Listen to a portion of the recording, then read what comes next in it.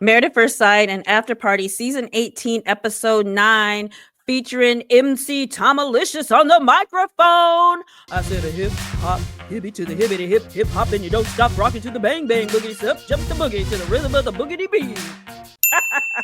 Hi, I'm Tamara, this is Tamara Lynette Tells. Afterparty featured Madison, Chi-Chi, and comedian Katie in the first segment. The second segment featured David and Thomas. By the way, Married at First Sight is taking a 2-week break for the holidays. The next episode won't air until Tuesday, January 7th. Okay, so at this point, they are 3 weeks into their marriages. We have to start with the new front runner of being a bad couple, Emem and Chi-Chi. So Emem met up with her friends to talk about the housewarming party and how her homie called her aggressive. Her friend was saying, not only did I not like he was calling her aggressive, but every example he gave was her asking questions or being direct. Then Emem said she's trying to get past the surface level conversation with him, but it's difficult because he goes to bed at 9 o'clock. And if she tries to have a conversation with him around that time, he says it's too late to talk. Chi-Chi, would you just come out and say you're not interested in building a marriage with your homie, please? Stop playing games. Don't ask me questions. You're too aggressive. Stop choking me. Wah, wah, wah. Not only are you not giving her anything to work with, but you don't seem to be taking the lead on showing her how to get to know you. So later we see Emem talking to the nasal cam. That's not a good angle, boo-boo. Telling a story about she and Chi-Chi going out to dinner. During their conversation, she asked him how he prepared for marriage, and he got loud to the point where people were looking at them. So she said, we need to go, and they left. Now, on Afterparty, Chi-Chi gave his side of the story. He said they were at dinner, laughing and having a good time. I doubt that. Then the conversation turned to talking about the show, and it got intense.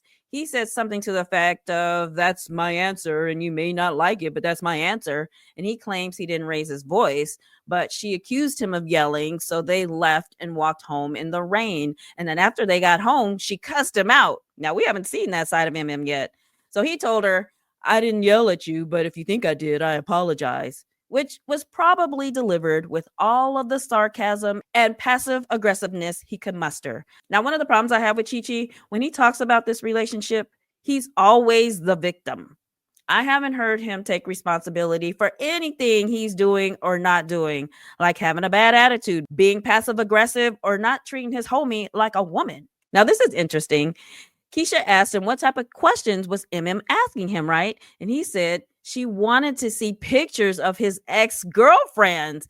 Now that's weird, but I kind of feel like there has to be more to that story, or at least I hope there is, because otherwise it sounds a little insecure on Emem's part. Maybe Chi-Chi told her he gave the producers pictures of the type of women he's dated in the past, and she looks nothing like those women. So Emem said, well, let me see them. Keeping in mind, he hasn't been in a relationship in over 12 years. So even if he dusted off those old pictures of his exes rocking a dripping Jerry curl green eyeshadow while wearing a neon argyle sweater with shoulder pads and lace gloves from yesteryear, it's not going to give her a true sense of what his type is. But I remember him saying he likes Kelly Rowland and Michelle Obama. I don't think Emem's that far off from Kelly Rowland. But I wish they kept things the old way where they had the spy cams in the apartment so we could see more of the couple's interactions when the camera crew isn't there. That's the real show. Watching the couples have the conversations they want to have unfiltered and not guided by producers. Anyway, later they met up with Dr. Pia, and she was calling Chi-Chi out on all of his stuff in real time, and I was loving it. Chi-Chi walked in looking all unhappy, and Dr. Pia said, oh, no smile today, I see. And he blamed it on having a rough day at work, but it was obvious it was because he didn't want to be there. And when he sat down, Dr. Pia clocked him again. I see you're choosing not to sit next to your wife. I'm choosing to take a seat. Dr. Pia said, what's with the attitude? I'm like, get him, Dr. P. Somebody needs to check him on being such a Donnie Downer. It feels like he brings such a heavy energy into the room, like brings down the mood. So Chi-Chi said he's frustrated because of all of the questions Emem asked.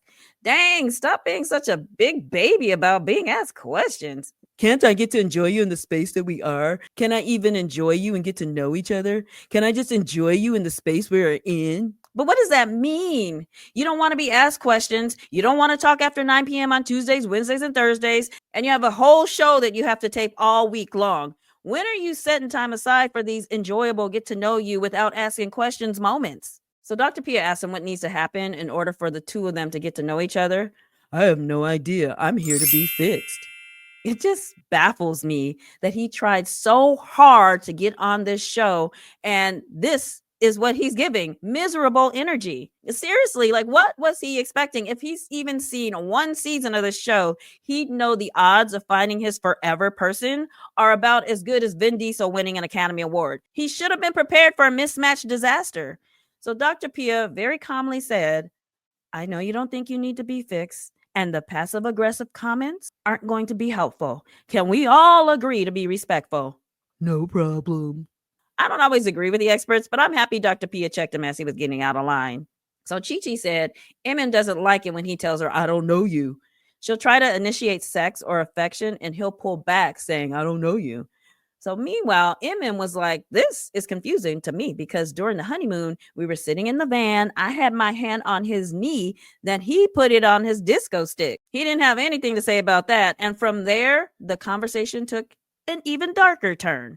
He was basically accusing Emem of sexual assault because she invited him to take a shower with him, tries to cuddle with him in bed, and touch his man parts. Now, in all fairness, if this was a man doing this to a woman, we would be all over him for forcing himself on a woman. I do believe no means no, man or woman. However, something about this dude doesn't feel right because he plays the victim card, and I feel like he's trying to make Emem the villain when she's not. Because remember, this was them on their honeymoon. They stood out as being the most affectionate couple of all of the couples. Some of the other couples even said that out loud about them.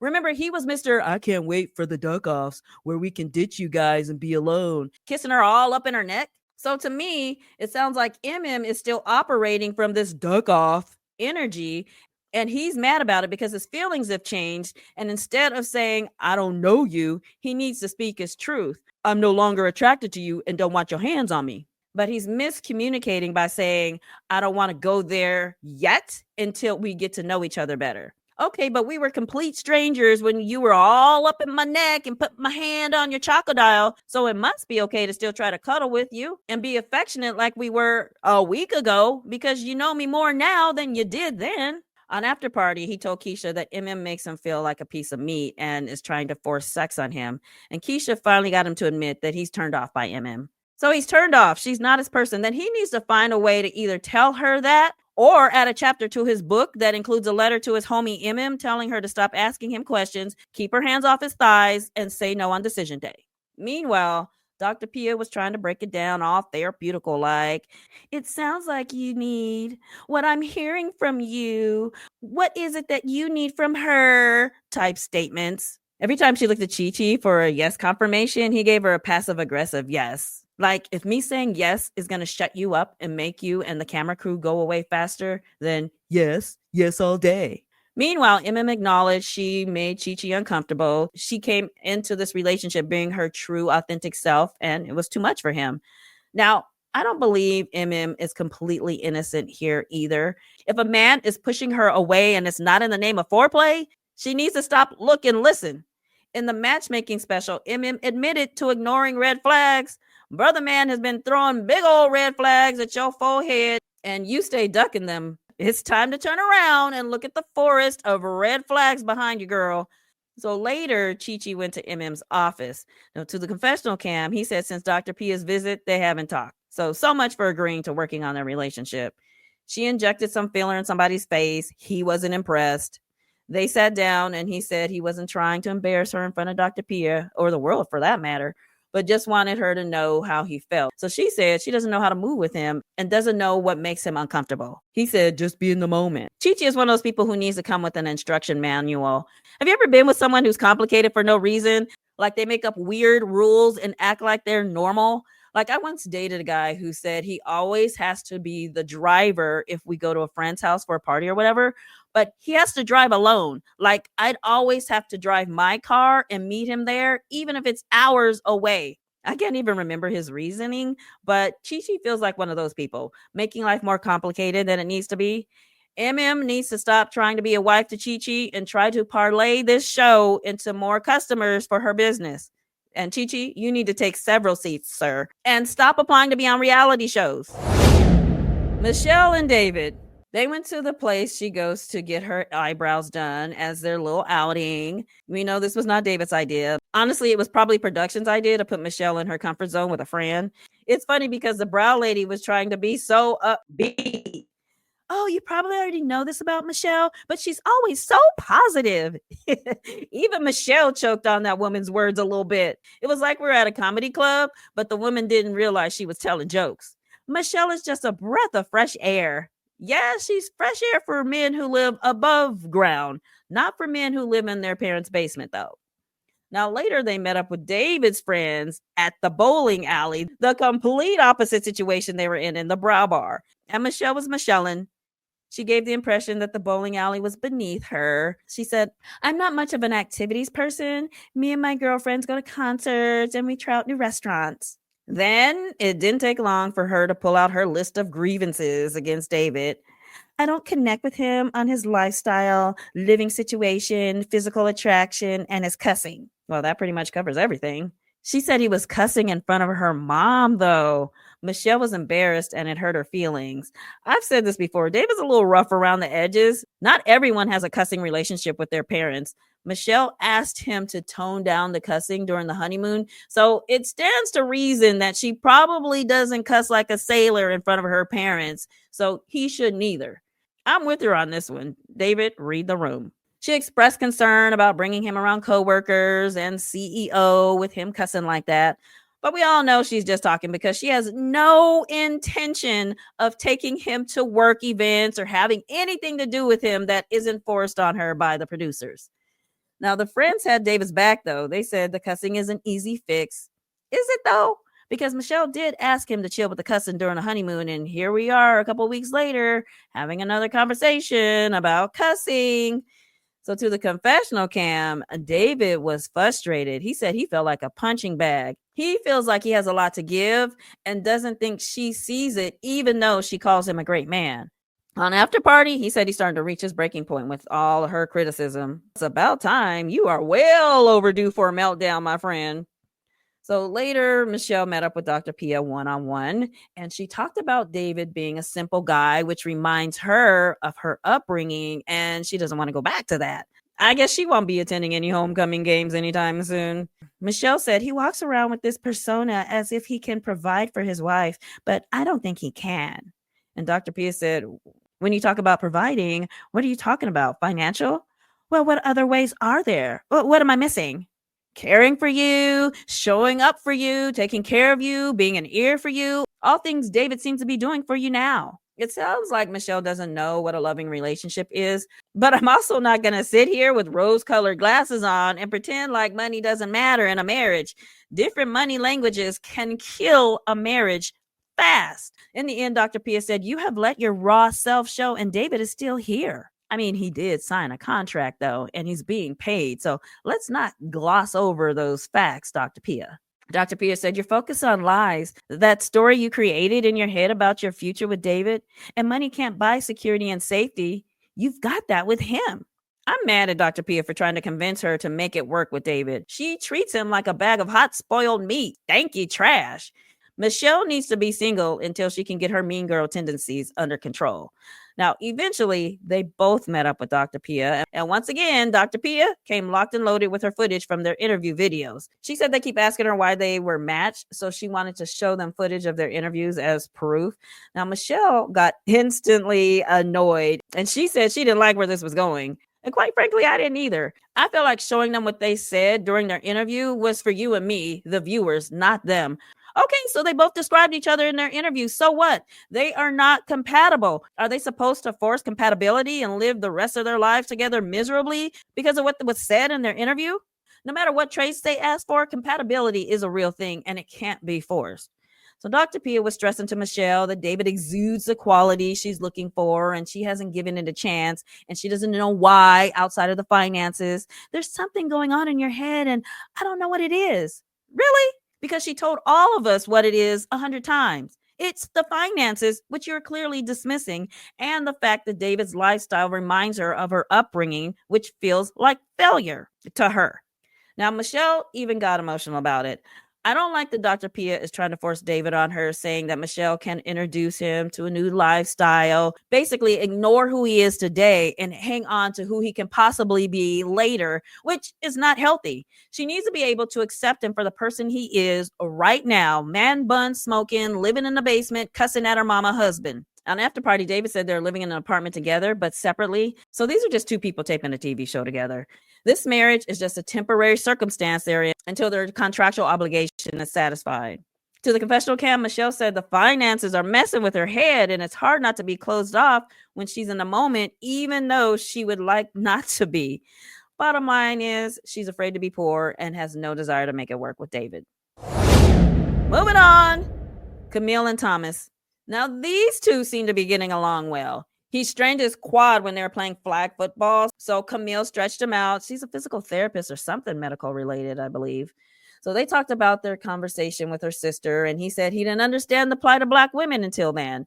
And you still don't, because she does not speak for all Black women. Camille told him she's not trying to change him. They both said they like each other, blah, blah, blah. So later, Camille came home to rose petals and a massage table.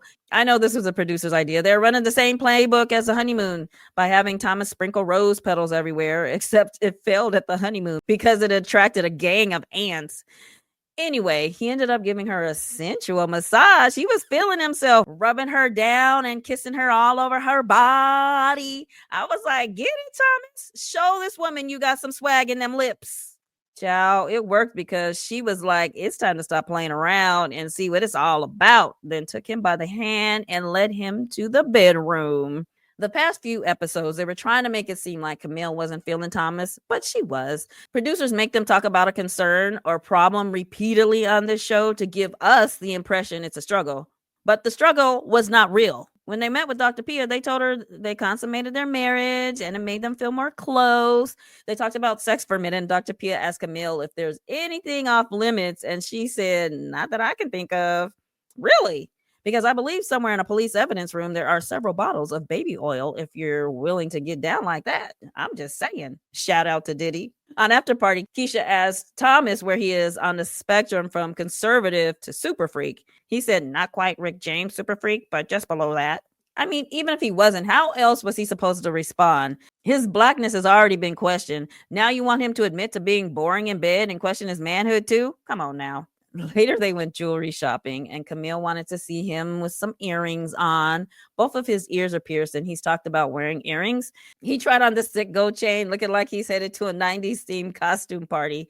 To the confessional cam, Camille said she liked it. It turns his swagger meter up. Girl, just for the record, you were the only one walking around town with a swagger meter. In the end, she bought him a pair of earrings. Now, at the jewelry store, he said, I can't stop smiling because I'm happy. You always make me happy. Thomas comes across as being so sweet and has so many heartwarming compliments for Camille. I hope she's complimenting him too, and they're just not showing us. This is the couple to watch. Karla and Juancho. They had a lunch together and talked about their upbringing. Karla explained she comes from a household where love and affection were hard to find and was hoping Juancho would see why affection is so important to her, thinking maybe he would amp up the affection. He seemed a little uninterested. I mean, he understood where she was coming from, but he asked for more time to get there. Karla said, if you care about me, you'll at least try. Yeah, that's the thing. I think the more he gets to know you, the less he cares, honey. When they met with Dr. Pia, Juancho said he's not physically attracted to her. He thinks she's beautiful, but doesn't want to jump her bones. Okay, my words, not his. Karla was like, if the physical attraction is not there, well, I don't think, let me finish. Dr. Pia was like, oh, spicy, Karla. I didn't realize I was being spicy, but if the physical attraction is not there, then there's nothing else to be said. I agree. Both of them can easily find someone who is physically attracted to them. They deserve to at least be with someone where the basic building blocks needed to build a relationship are there. I don't like how this show tries to force these people to look within to find chemistry and attraction as if they're broken.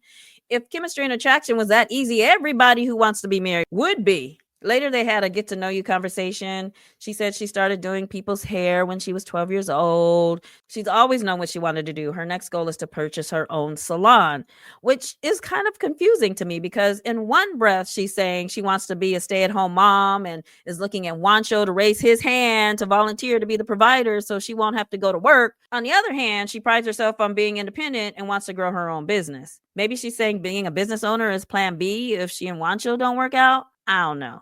So Wancho said he was born in Colombia when Carlos Escobar and cartels were prevalent. So his parents moved them to New York. Then they eventually moved to North Carolina. He's a good soccer player. He was the only freshman at his school who was picked to play varsity soccer.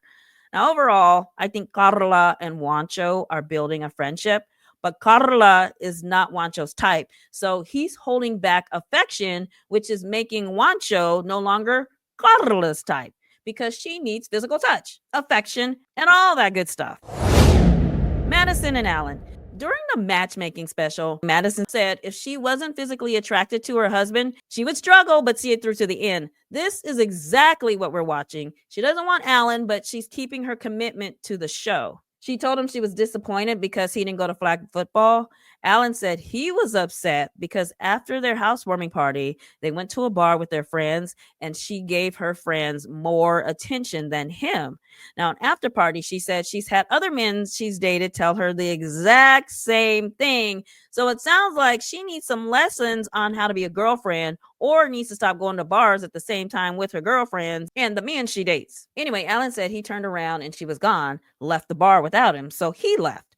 She said, I was in the bathroom. On After Party, Madison said when they go out, she notices he drinks and gets a little more obnoxious and loud, and it's a little much for her. So that night, she took a break in the bathroom, and when she came out, he was gone, and neither of them texted each other to ask any questions.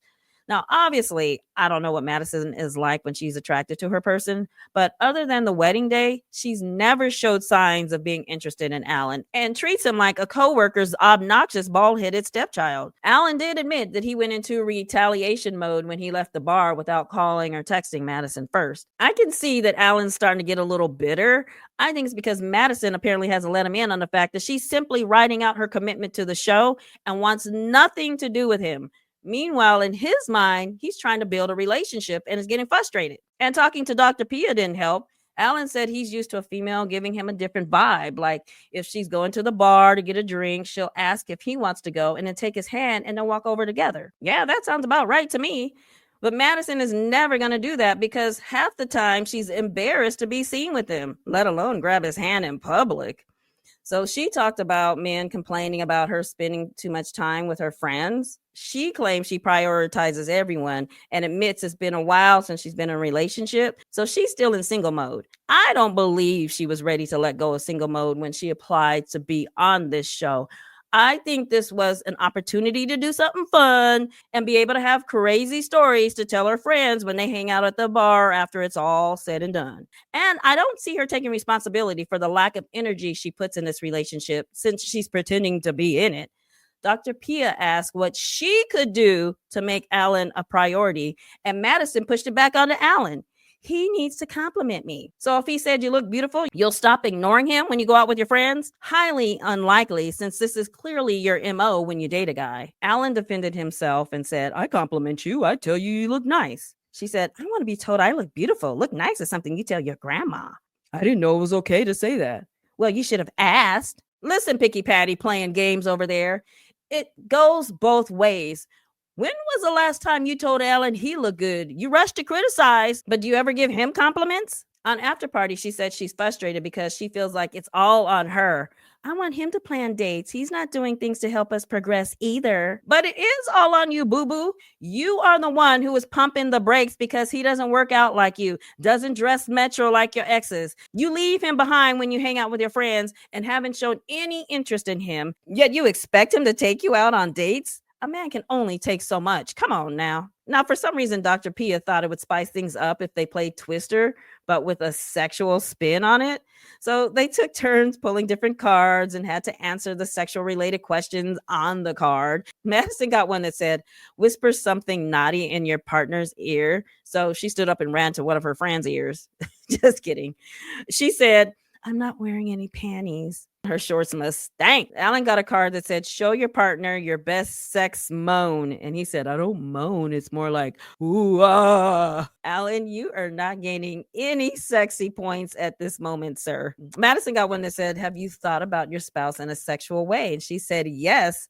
Then threw up a little bit in her mouth. Just kidding on that last part. She said yes, but wouldn't tell him what her thoughts were. Now, on After Party, she said on their wedding night, she had thoughts of sex because he looked good in a suit. And she said that they haven't kissed since the wedding. It sounds like the only time she thought he was attractive was when he was wearing a tux. The Twister game felt forced. Obviously, they would never play it on their own. And seeing Alan contorted on a mat while looking up at his nostrils is not going to help with attraction. At this point, the only couple who is showing promise is MC Tomalicious and DJ Swagometer. Given all the games that were played behind the scenes last season, I can't help but to wonder how this cast is maneuvering behind the scenes too, because only one couple is happy at the moment. The rest have nothing to lose by playing games with this experiment. Time will tell. In the meantime, that's all I have for now. Thanks for hanging out with me, and I'll see you in my next video.